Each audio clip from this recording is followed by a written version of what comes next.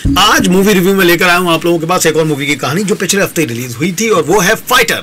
ऋतिक रोशन की मूवी, साथ में हैं अनिल कपूर, तलत अजीज, दीपिका पादुकोण और भी कई सारे कलाकार।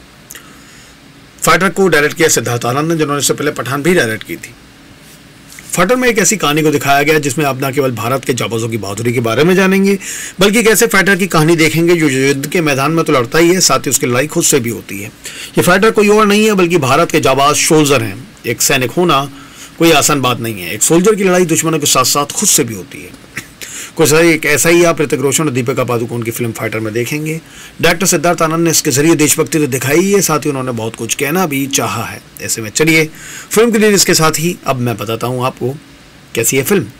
फिल्म की कहानी है, ये एक पेट्रियोटिक मूवी है, यानी देशभक्ति वाली फिल्म है। इसकी कहानी की शुरुआत जैसे मोहब्बत की साजिशों के साथ शुरू होती है, जो पुलवामा जैसे कई अटैक्स भारत पर करते हैं। भारत के एयरबेस पर भी हमला करते हैं। जैश ए मोहम्मद का साथ पाकिस्तानी आर्मी देती है।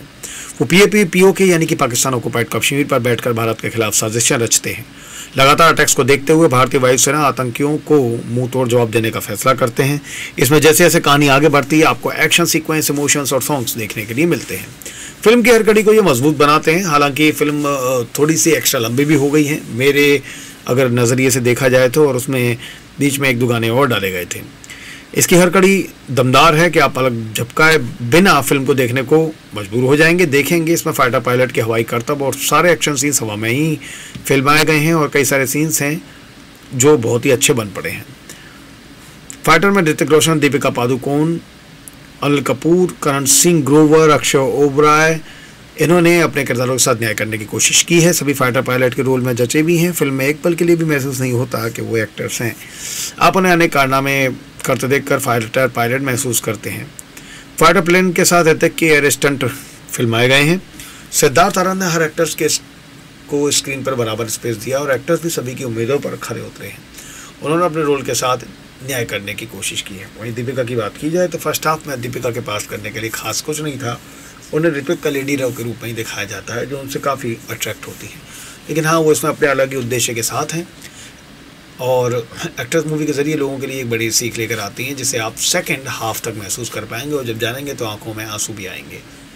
दमदार कहानी के साथ दमदार विलेन। फिल्म की कहानी जहाँ जोश से भरपूर और शेर हिंदुस्तान की कहानी को बयां करती है, इसमें विलेन भी दमदार है जो कहानी को और भी मजबूत बनाता है। इसमें एक्टर ऋषभ सावने ने अजहर अख्तर का रोल प्ले किया है जो जैश ए मोहम्मद का सरगना होता है। वो अपनी ज़बरदस्त बॉडी और फिटनेस से सभी का ध्यान खींचते हैं। साथ ही उन्होंने अजहर के रोल में दमदार एक्टिंग की है।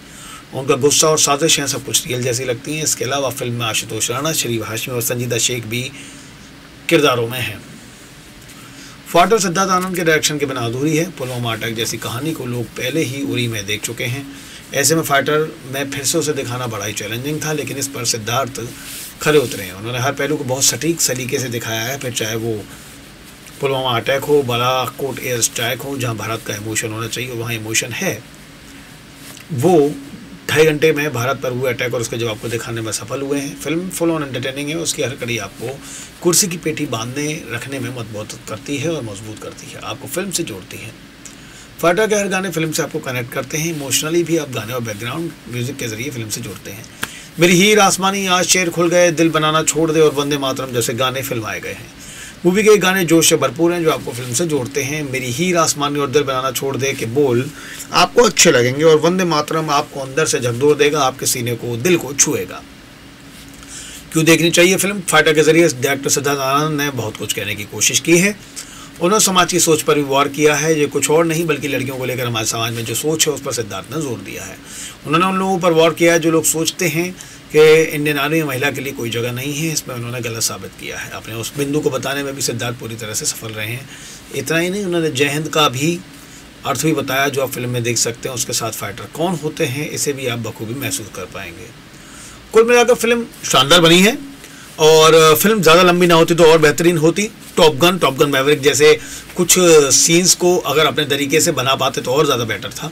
शुरुआत में सब कुछ थोड़ा जल्दी जल्दी हो जाता है, इसलिए लगेगा कि कैसे क्या हो गया, मगर जैसे ही कहानी आगे बढ़ेगी रोमांच भी बढ़ेगा और इसका एंड कमाल का है। अगर आपने सिर्फ मेरा सोल्जर नहीं देखा तो उसे ऋतिक रोशन के अंदर देख सकते हैं जो देश प्रेम के लिए जुनूनी होते हैं। और अगर आपने फोर्स ज्वाइन करने का सपना देखा होगा तो यकीन मानिए इस बात का अफसोस होगा कि आप उसे ज्वाइन नहीं कर पाए। इसका मतलब आपको होने वाला है। बना हुआ हूँ आप लोगों के साथ नैनवानी 90.4 मेगाहर्ट्ज़ कम्युनिटी रेडियो पर। Thank you so much.